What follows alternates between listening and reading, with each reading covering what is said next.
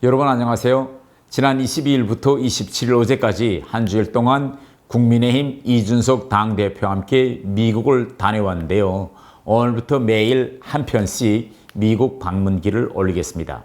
오늘은 대한민국 청년들은 자부심을 가지세요 라는 제목으로 말씀드리려고 합니다. 여러분이 미국에 갔다 와서 처음으로 올리는 동영상 주제가 갑자기 뜬금없이 대한민국 청년들이 자부심을 가져야 한다는 주제로 하는가 해서 의아해할 수 있는데요.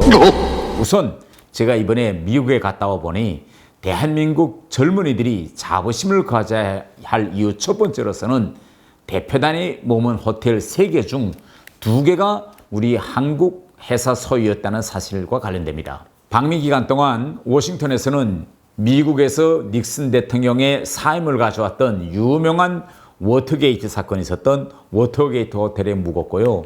뉴욕에서는 롯데가 소유한 뉴욕 팰리스 호텔, 그리고 로스앤젤레스에서는 대한항공이 소유주로 되어 있는 인터컨티넨탈 로스앤젤레스 다운타운 호텔에 머물렀습니다.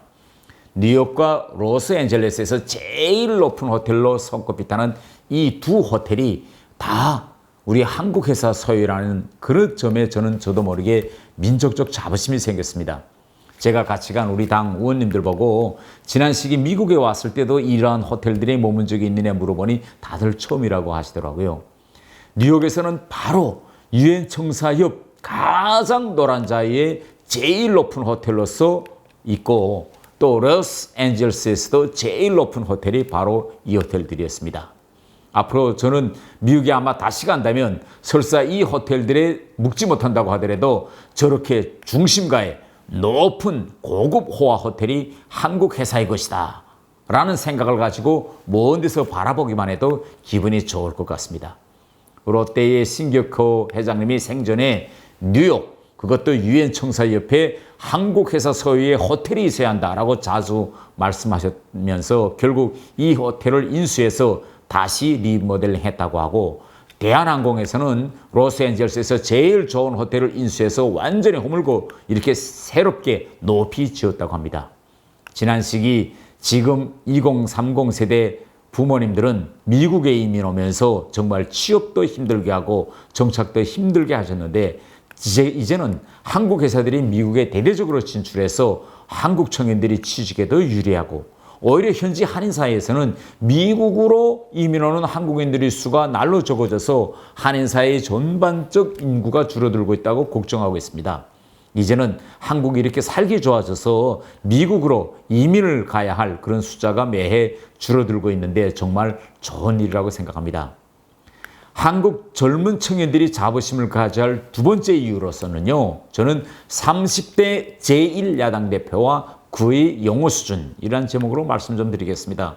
이번에 미국 저야 인사들은 한국의 제1야당 대표가 30대, 그것도 북핵 문제로부터 시작해서 한국의 국내 정치 현황 등 모든 문제에 대해서 영어로 몇 시간 동안 자유자재로 설명하는 모습을 대단히 신기했습니다. 나는 우리 국민의힘 대표단의 방미 전야에 문재인 대통령이 유엔 총회 참석차로 미국에 다녀왔고, 더불어민주당 송영길 대표의 미국 방문도 있어서 뒤쫓아간 국민의힘 당 대표단에 대한 관심도가 떨어지지 않을까 이렇게 좀 걱정도 했었습니다. 그러나 현지 한국 언론들과 동포들의 반응에 의하면 우리 당 대표단에 대한 관심이 더불어민주당에 비해서 훨씬 높았다고 합니다. 대표단을 만난 미국인들은 물론 한인사회와 유학생들도 한국에서 여당이든 야당이든 이렇게 당 대표가 미국에 와서 영어로 직접 미국 인사들과 활동한 적이 없었는데, 이번에 이준석 대표가 영어로 미국 인사들과 활동하는 것을 보고 야, 이제는 한국도 선진국 대열에 당당히 들어섰구나 라고 하면서 다들 좋아했습니다. 이번에 현지 한국 유학생들과의 간담회도 매우 재미있었는데요. 그 부분은 제가 후에 따로 정리해서 말씀드리겠습니다. 한국 젊은이들이 자부심을 가져야 할 이유 세 번째는요, 유엔에서 지금 한국 젊은이들에 대한 인기가 대단히 높고, 또 최근에 해외 공간에 파견되는 젊은 외교관들 속에서 여성 비율이 계속 늘어나고 있다고 합니다. 이번 방미 기간에 조현 유엔 대사가 바쁜 속에서도 대표단과 조찬을 함께 했는데 조 대사의 말에 의하면 지난 시기에는 유엔 본부에서 영어로 문서를 잘 만드는 영국이나 아일랜드 등 영어권 나라들에 대한 젊은이들에 대한 수요가 제일 높았고 그 다음 독일 등 이제 이렇게 유럽 나라들의 순위였다고 합니다. 그런데 최근에는 유엔 각 부처에서 일하는 한국 젊은이들에 대한 평이 너무 좋아서 각 부처들에서 대사에게 한국 젊은이들을 유엔에 좀 많이 보내달라고 한다고 합니다. 여러분 다 아시겠지만 사실 유엔 등 국제기구들은요 문건을 대부분 영어로 만들어야 되기 때문에 미국이나 영국, 캐나다 등 영어권 국가들의 공무원들이 많이 파견돼 나가고 있습니다. 또 그들이 모든 국제기구 규정, 문건들을 만들고 있다니 어차피 국제정치나 무역구조, 무역범 등이 이 영어권 나라들의 이익을 중심으로 받게 될 수 없었습니다. 그런데 지금 한국 젊은이들이 이렇게 대대적으로 유엔 등 국제기구들에 진출해서 영어로 직접 문건을 만들고 그들과 당당히 경쟁한다는 건요. 정말 작은 나라로서 무역으로 먹고 살고 다자 국제무대를 통해서 우리의 안보 이익을 지켜야 할 대한민국에는 엄청난 혜택으로 되고 있습니다. 그런데 바로 이러한 흐름을 지금 20대, 30대 청년들이 만들어내고 있다는 겁니다. 그리고 조현 대사의 말에 의하면 최근 해외 한국 대사관으로 파견 나오는 외교관들 중에서 젊은 외교관들의 비율이 이제는 남성 외교관들의 비율을 초월하고 있다고 합니다. 저는 이 조 대사의 말을 들으면서 야, 우리나라가 이제는 정말 선진국 대열에 확고히 들어서고 있구나라는 생각이 들었습니다.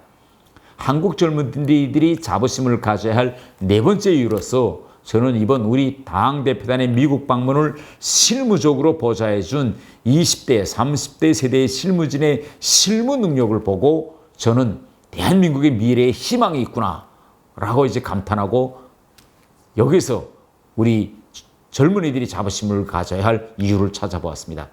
사실 지금 우리 사회에서 제일 힘든 세대가 2030 세대인데 어떤 분들은 2030 세대를 보면서 라떼는 말이야 하는 이런 자세이고 지금 2030 세대를 가리켜서 뭐 외라벨 세대니 뭐 이렇게 여러 가지 다양한 평가들이 나오고 있는데요.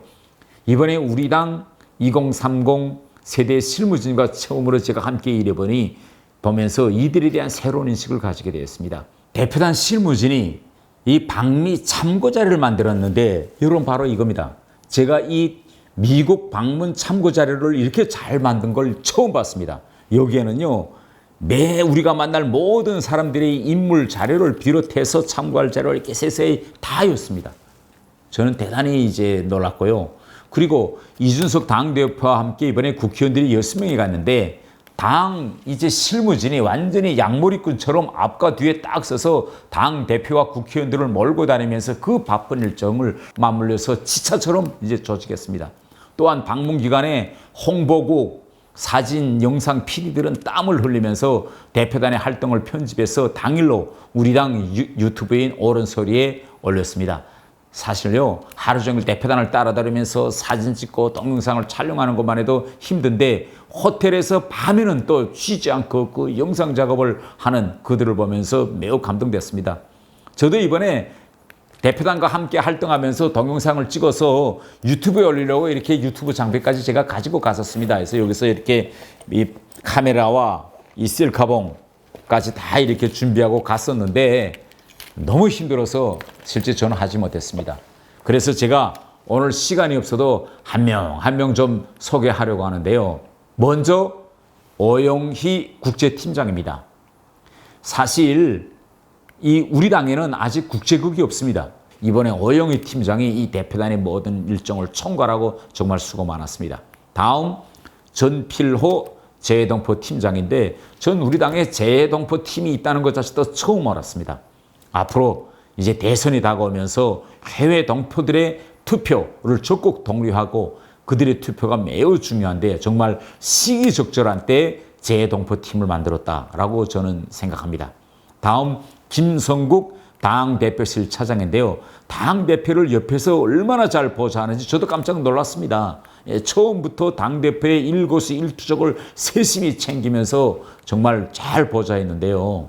다음은 박유화 팀장인데 얼마나 일정을 세심히 챙기고 깐깐한지 같이 따라갔던 정지석 부의장님이 감동 먹어서 야, 박 팀장 내일부터 내 국회 부장 수행 비서해라고 농담하는 정도였습니다.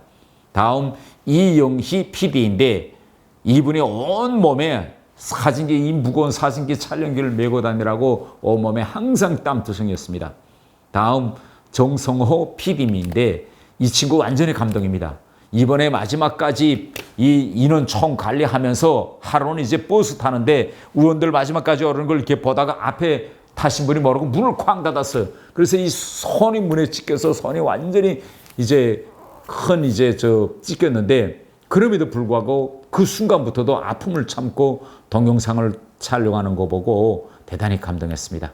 그리고 마지막으로 이번 주미 한국 대사관, 주 유엔 대표부, 주 로스앤젤레스 대사관 분들도 많이 고생했고 특히 이 대사관과 총영사관들에 나가 있는 입법관들도 수고 많았습니다.